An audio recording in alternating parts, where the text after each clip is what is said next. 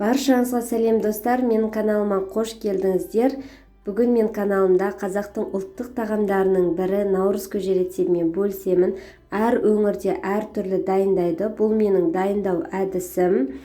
Наурыз көже қазақ халқында тілеу көже деп те атаған. Себебі қыста соғымның арнайы сақталған мүшесі, яғни соғымның қалған еттерінен қазы, жая, қарта, шұжық, тағы да басқа еттерді арнайы көжеге наурыз айына деп сақтап қазақ халқымыз туған туысын, бауырын, көрші қолаң, құда жекжатын шақырып, шүкір қыстан аман есен шықтық деп тілеп көже берген екен. Яғни бұл көженің басты мақсаты еліміз тыныш және де дастарханымызда әрқашанда ақ мол болсын деп тілеген екен. Көбінде 7 түрлі немесе 9 түрлі тағам қосылып жатады. Әр өңірде әр түрлі қосады. Мен бидай, перловка, су, тұз, қатық, ет және де құрт қосамын.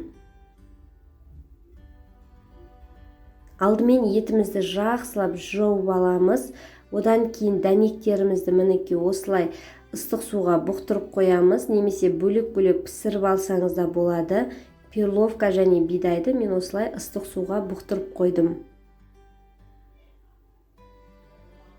Етіміз сәл бұрқылдап қайнай бастаған кезде көбіктерін алып 3-4 сағат жақсылап қайнатамыз. Наурыз көжеге көбінесе жылқының немесе сиырдың сүрленген еттерін қосады. Мінекей бізде 3-4 сағат қайнады. Қазымыз да етіміз де өте жұмсақ, әдем болып пісті.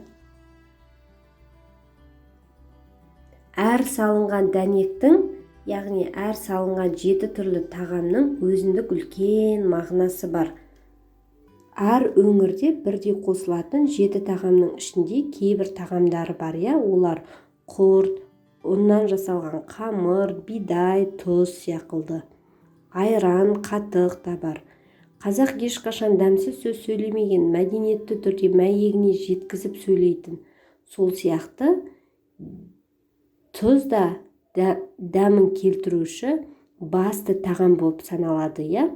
Енді қамыр бізде ұннан жасалғандықтан, оның ақ дастарханның қақ төрінде отағасы жайғасын деген ниетпен қамырдан осылай кеспе кесіп салған екен.